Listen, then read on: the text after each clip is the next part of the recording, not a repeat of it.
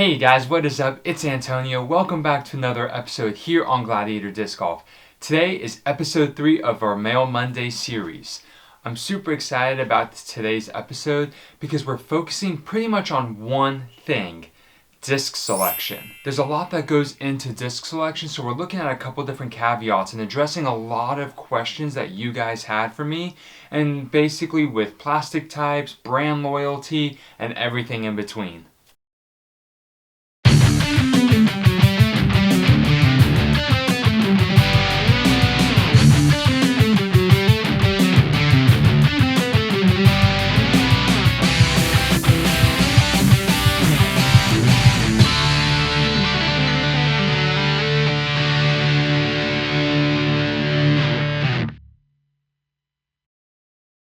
Disc selection is a huge thing that a lot of people know about, and it's kind of hard to learn because the way you get better at disc selection is by learning discs and trying new discs out. So it's one of those things where if you just start with a starter set, yes, you're going to be able to learn disc selection between those three, but the thing is it's very easy in a sense. You have putter, mid-range, and fairway driver. So the uses for each of those discs is pretty simple. Now you can throw in some varying stability with different plastics, and we'll get to that in just a little bit, but you're not going to throw a putter when you know you should throw your fairway driver or even your mid-range. Disc selection really comes into play when you have maybe 2 or 3 putters, 2 to 3, maybe even 4 different mid-ranges, and same with fairway drivers and distance drivers. How do you actually choose what you're going to be throwing on every single hole for the different kinds of shots? And that's what we're going to address today.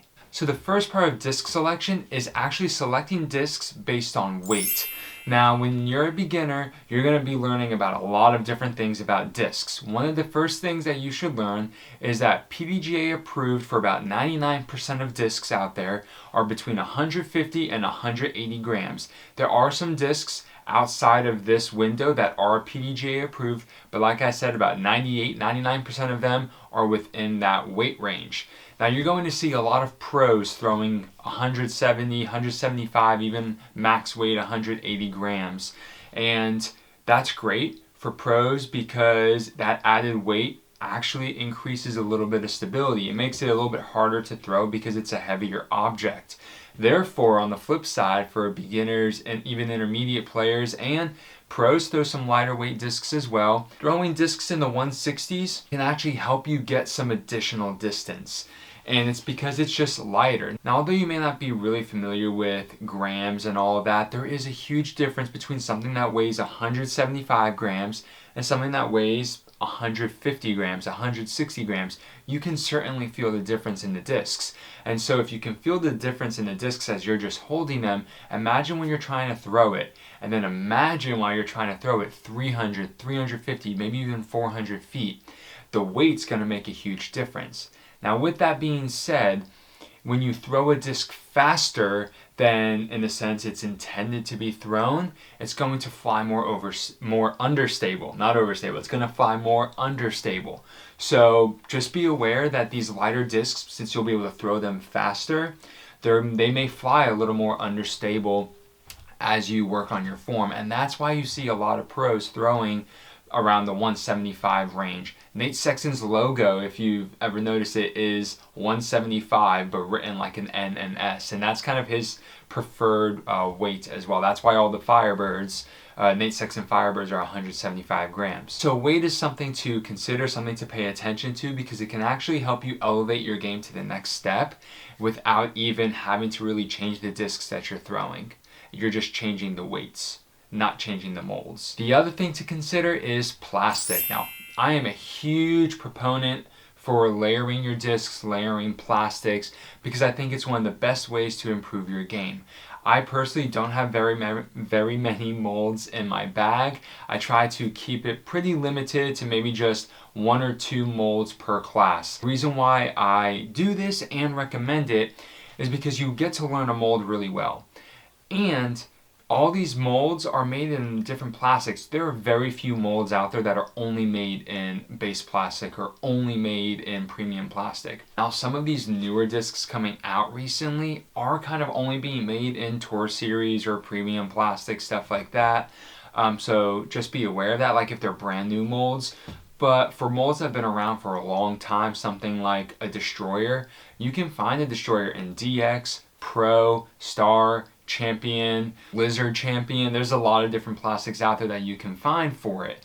And they're all going to fly a little differently. So when I'm going to be talking about plastics here, I will be referencing Innova's plastics. So if you throw another brand, just think about something that would equate to these Innova plastics. Base plastic is going to be the easiest to beat in and honestly the most understable out of the box. Now if you get a DX Firebird, it's still going to be overstable. I'm not at all saying that your DX Firebird is going to fly more like a Roadrunner. Not at all. But it will be easier to beat in, it will more quickly beat in, and it's going to fly a little less stable just because the plastic isn't as premium. In fact, with one good hit on the tree with something like a DX Rock, you can totally change the flight of that rock. The next plastic we'll talk about is Pro Plastic, and this is actually one of my favorite plastics across all brands and manufacturers. And that's because Pro Plastic has a great feel to it, similar to something like Star, but without the price tag and better glide and just way it beats in a little bit quicker, and so you're able to get more glide and a little bit more understability out of your discs. When I was throwing the Thunderbirds for a while there, and I still have all my Pro Thunderbirds, I threw them in Pro Plastic. It felt great, it felt like a premium disc, but it had a much cheaper price tag and they had better glide in my experience, and they just flew a little bit straighter for me. So Pro Plastic is kind of like the next step up. For the most part, plastics like Champion are going to be vastly more overstable regardless of the mold. You throw a Champion Eagle, it's going to be more overstable than a DX Eagle. And I would know because I've thrown both. And there are great uses for that. Having different plastics like Champion and Star. Star's another overstable one, but it's not quite as beefy as Champion plastic will be. And my preference between the two is always Star. I just love Star plastic much more. When I layer all these different plastics, I'm able to get slightly different flight characteristics and different wear at different stages. So as I'm working on a Star Eagle, if I have an old Star Eagle that's already beat-in, great. If I don't, I can get a DX Eagle that will fly more like a beat-in Eagle, and then once that beat-in Star Eagle happens, I can just cycle it out. And so you're able to kind of layer these things. One of the best things about layering is that if you are investing in one disc, you have a lot of backups. So in the event you lose one, which happens, not the end of the world. And so that's kind of cool. So layering different plastics is great because you're able to save money, really learn a mold super well, and just get really comfortable with your bag and totally simplify your decisions. Speaking of brands and plastics, let's talk about those flight numbers. I talked about flight numbers a little over a year ago. I'll leave the video right here for you guys where I talk about speed, glide, turn, and fade in about a 2-video series. Here's the thing. The PDGA nor any other entity actually validates these flight numbers. It's all kind of adjusted by companies based on their altitude, based on where the discs are being sent, and those kinds of things. A prime example is the West Side Stag, one of the best and most underrated discs on the market. The Stag has 3 different stamps with 3 different flight numbers. The biggest reason is that the flight numbers coming from Sweden were not the same flight numbers as what was happening here in the States from my experiences. The Stag was flying significantly more understable. It's important to pay attention to flight numbers. They can definitely help you, but like I just talked about plastics, those are going to slightly adjust some of those flight numbers, and over the years you'll see some discs have different flight numbers time and time again. So you need to really just kind of test it, figure it out, and if you really want to get into the nitty-gritty of flight numbers, pay attention to the specifications on the PDGA website, because you'll see that the Stag actually has a little bit smaller of a rim than the Thunderbird by 0.1 millimeters, and yet it was saying the same speed initially. And so even though speed is typically based on rim width, it's not always incredibly accurate, so you want to pay attention to that if that's the nitty-gritty that you're wanting to get into. And now we're going to talk about brand loyalty. This is something I've been wanting to talk about for so long. I actually recorded a video about this and I ended up not publishing it because I just wasn't sure if people were going to be really into watching a video just talking about brand loyalty. So I'm really glad that this question came up because brand loyalty is something that a lot of people love to do. They love to commit brand loyalty. We see it outside of disc golf as well. And people just, when they find a product they really like, they want to stick to it. And there's nothing wrong with that. In disc golf, a lot of people stick with a brand that they kind of fell in love with initially or the brand that exposed them. Most recently, that's Discraft. When Paul Macbeth went to Discraft and then we had the pandemic, disc golf world was flooded with people throwing Discraft discs and just everything on the course. They were selling out, all this stuff, they couldn't keep up. That being said, as things are slowly returning back to normal in the disc golf world with being able to provide the discs and the quantity that everybody's wanting, we're seeing things begin to level out, although Discraft is still very much at the top. You have to be careful about brand loyalty because sometimes it's just based on where you live. For example, if you're in the northern United States around Wisconsin, Minnesota, those kinds of things, you have the Discraft manufacturing plant in Michigan. And so in that entire area, Discraft's going to be huge. That's why when you look at some of the pros on Discraft, they're all from the Midwest area, a lot of them. So it kind of makes sense. You look at California, you have a ton of Innova players. That's because Innova is based in California, okay? And so then you start seeing, now we're talking more about these American-based companies. If you're talking about, teams like Latitude 64, they make their molds in Sweden, so they have a huge European presence. But their pros in the States are kind of scattered all throughout. And so just different things like that to be aware of is sometimes the discs that you're exposed to are typically because there's the manufacturing facility is near where you live. Another reason I caution a little bit against brand loyalty is that depending on the brand, you might be really limiting yourself in molds. You're able to try different discs from different companies. I have some Streamline Drifts in the bag. I recently put Castoplast Bergs back in the bag. I have some Discmania Origins. I have some Mint Bobcats. And so just kind of from all over the place to also help support other companies. I just really like that aspect. And that's one of the great things about not being brand loyal is that you can help and support a lot of different companies out there. However, with brand loyalty, chances are there's an abundance of those discs near you. And as someone who also encourages people to buy used discs, that's a great way to continue to build your bag with the same molds because you can just easily find those things.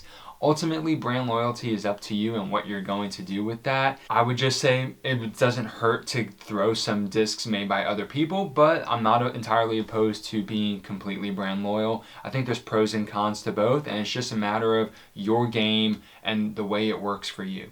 When you are trying to find discs to buy, I strongly recommend you to at least start off with large companies. Starting off with really small companies, especially companies that don't have a full lineup, it's going to make it a little hard. Not only will you not have every shot available to you with varying stabilities, but you also might be missing some disc options. For example, up until recently, Mint discs didn't really have a full lineup. They've recently added several discs to their lineup in the last year, but when they first started out, they only had the Alpha. Then they added, I think it was the Bobcat and then the Prophet. And so you're like, oh, putter, mid-range driver, though that's pretty good. Yes and no. The Alpha is very similar to a Thunderbird, I think a little less stable. The Bobcat is an overstable mid-range, like beefy, trust me. And then the Prophet is a great putter as well. Well, that doesn't cover all your shots because what about the straight mid-range shot? What about the turnover shot? You're having to do forced flexes all the time.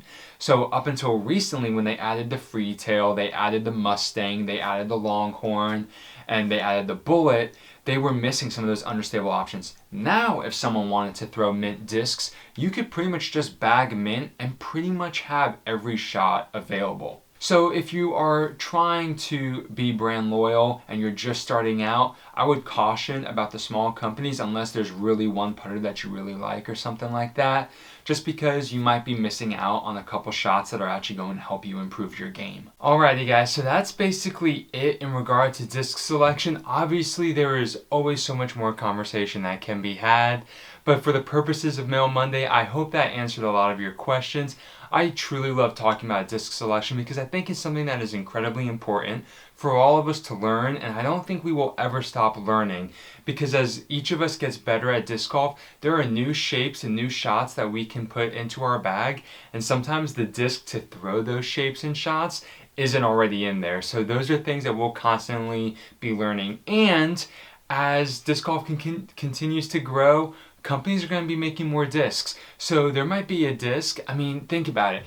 In 5-10 years from now, we might all be throwing bags full of discs that don't exist today. So it's absolutely wild to think about the future of disc golf and what is to be and what is to come. So I'm super excited. I hope you guys found this video helpful. If you did, make sure you leave a like. It helps me out tremendously, more than you guys realize, with the analytics and all that. So I really appreciate if you like this video, make sure you hit that like button. And until next time, guys, have a great round.